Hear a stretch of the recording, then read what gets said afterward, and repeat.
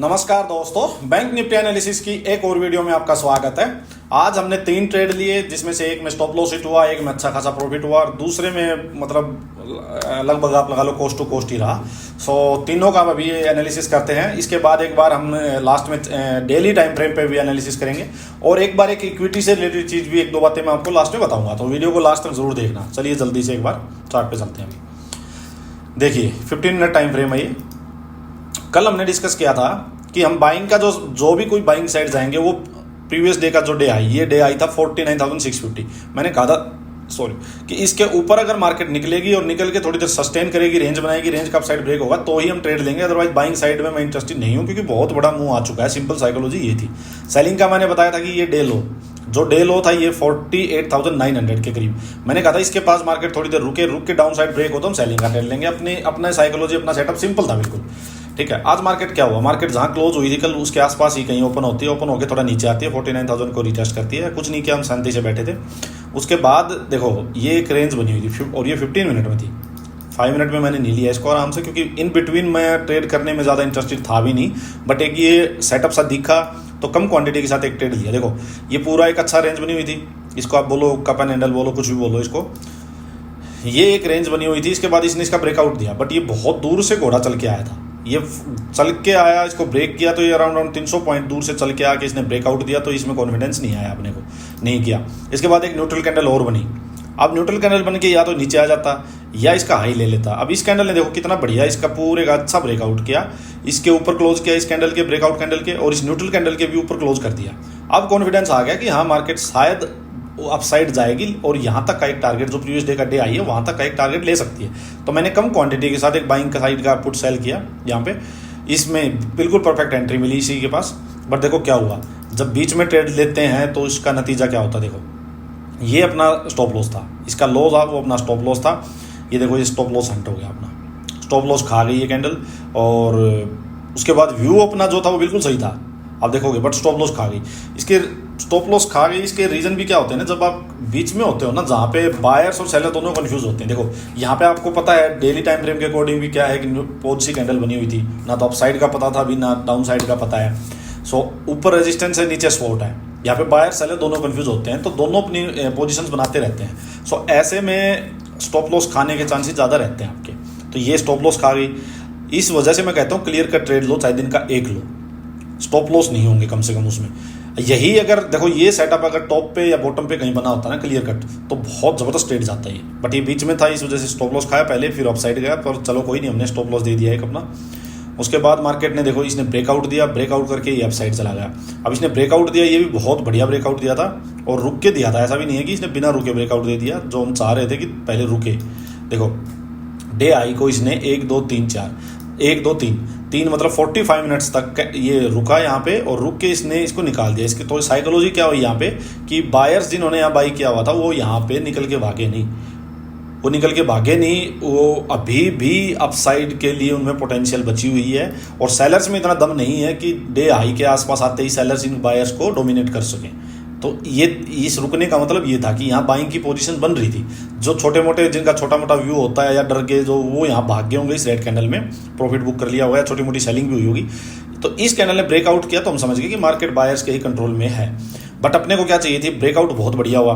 अब अगर कोई एंट्री आती यही सेम कैंडल में, अगर यहाँ कहीं बढ़िया नीचे एंट्री मिलती और ये स्टॉप लॉस होता, तो अपने स्टॉप लॉस के अंदर अगर अपनी रिस्क रिवार्ड के अंदर अपनी एंट्री मिलती तो हम इसमें बाइंग साइड का एक ट्रेड लेते। बट हुआ क्या, मार्केट में ब्रेकआउट हो गया, सेकंड कैंडल भी सीधा अप साइड चली गई 50,000 के आसपास।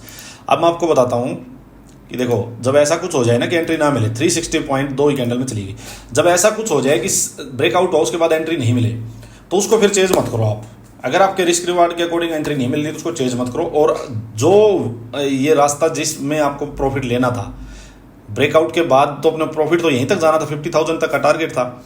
अगर ये आपको नहीं मिला है तो उसके बाद आप ये मत सोचना कि ये घूम फिर के कभी फिर शाम सवेरे यहाँ तक आएगा, तो आप सोचोगे कि यार ये ब्रेकआउट तब भी चलेगा।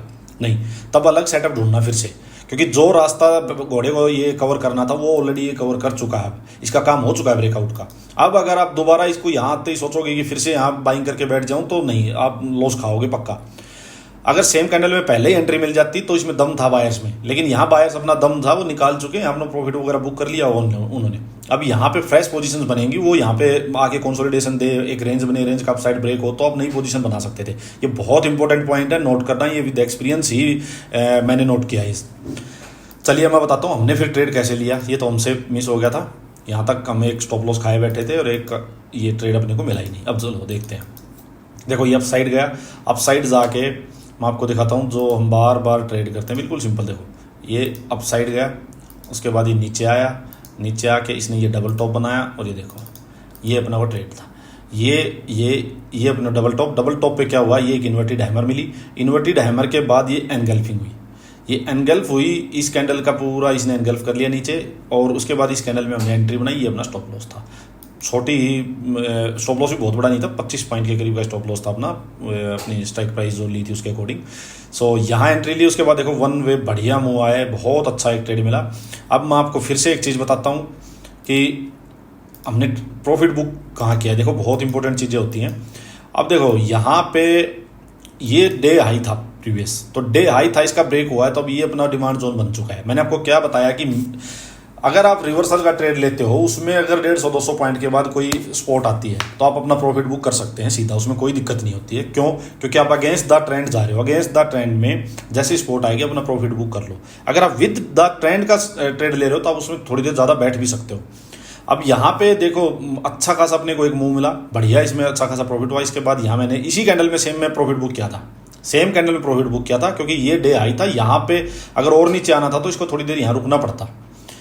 यहाँ प्रॉफिट बुक किया हमने, फिर इसके बाद देखो ये अपसाइड मार्केट गई। अब दूसरा ट्रेड कहाँ लिया, अब देखोगे, देखो इसके कंपैरिजन में ये हाई था, फिर ये डबल टॉप बना, इसके कंपैरिजन में ये एक लोअर हाई बना, यहाँ एक न्यूट्रल टाइप कैंडल बनी, इसके बाद एक ये इन्वर्टेड हैमर फिर से मिली। तो ये जो दो कैंडल बनी, इसके बाद इस कैंडल में मैंने एंट्री बनाई, यही सोच के कि मार्केट जो है वो यही मूव चल रहा है, ये और ये, ठीक है। फिर नीचे अब मैंने इसमें फिर से एंट्री बनाई। अब यहाँ तक फिर से आई तो अच्छा खासा फिर से प्रॉफिट मिल रहा था, बट अब मैंने थोड़ा सा अपना टारगेट था वो चेंज कर लिया था कि शायद मार्केट अब साइड जाने की मूड में नहीं है, क्योंकि बड़ा टाइम फ्रेम। अब आप देखोगे, मैं एक बार इसको निकालता हूँ। देखो 15 मिनट में कितनी बार न्यूट्रल कैंडल्स बन चुकी थी। देखो ये सारी 4-5 मतलब पिछले आप देखोगे 1 घंटा 1.5 घंटे से मार्केट में क्या बन रहा था, पूरी न्यूट्रल कैंडल। उसके बाद एक ये न्यूट्रल कैंडल बनी बिल्कुल, और इस न्यूट्रल कैंडल का जैसे ही देखो लो गया था, ये देखोगे, देखो इस न्यूट्रल कैंडल का, इसका न्यूट्रल कैंडल का, इसकी न्यूट्रल कैंडल का हैमर टाइप जो है, इसका ये लो भी चला गया था। तो मैं एक बात तो क्लियर था कि मार्केट अपसाइड की नहीं है। अब मैंने सोचा कि सेकंड ट्रेड है, एक ऑलरेडी प्रॉफिट में है, तो यहाँ का मैंने टारगेट समझा कि 49,500 तक का एक टारगेट आ सकता है। अगर मार्केट में अच्छा खासा फॉल आएगा तो यहाँ तक मार्केट अपने को टारगेट दे सकती है। तो मैं इसके चक्कर में मैं पूरा दिन बैठा रहा, जाके बिल्कुल लास्ट में मैंने शायद इस कैंडल में ये जो बिल्कुल टॉप पे गई, तो मैंने यहीं कोस्ट टू कोस्ट टाइप ही शायद 10-15 पॉइंट ही मिले थे, यहाँ मैंने अपना ट्रेड था वो एग्जिट कर लिया। अब देखो हुआ क्या, यहाँ ये ट्रेड लिया था, यहाँ पे नीचे आई, अच्छा खासा प्रॉफिट मिल रहा था, फिर अपसाइड गई। ये देखो यहाँ जो अपना स्टॉप लॉस था ना, ये स्टॉप लॉस से ऊपर चली गई थी, बट प्रीमियम के अकॉर्डिंग ये इतना ऊपर नहीं गई थी। तो प्रीमियम में जो मैंने मतलब अपना स्टॉप लॉस जो लगा रखा था, उस स्टॉप लॉस को इसने लिया नहीं था, 5-7 पॉइंट से बच गया था।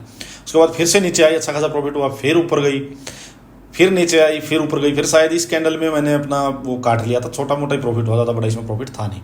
सो ये अपने आज के ट्रेड थे। अब एक बार चलो डिस्कस करते हैं डेली टाइम फ्रेम के अकॉर्डिंग जल्दी से। देखिए डेली टाइम फ्रेम में अब आप देखोगे कि 2 दिन से यहाँ मार्केट ने अब मतलब कंसोलिडेशन दे दिया है। हो सकता है मार्केट एक दिन और रुक जाए तो बेस्ट रहेगा, उसके बाद अप साइड ब्रेक करे, डाउन साइड ब्रेक करे, वैसा ही अच्छा ट्रेड अपने को मिलेगा। या फिर वही सेम सेटअप रहेगा कि मार्केट डे हाई मतलब अब 50,000 के अब वो थोड़ी देर रुक के इसको अपसाइड ब्रेक करेगी तो अच्छा ट्रेड लेंगे।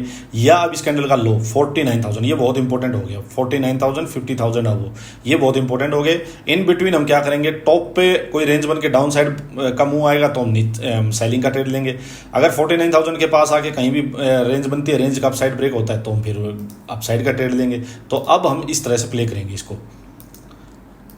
देखो सिंपल कहानी है, अगर यहीं पे मार्केट ओपन होती है, इस पूरी रेंज को मार्केट डाउन साइड ब्रेक करती है तो हम डाउन साइड का ट्रेड लेंगे।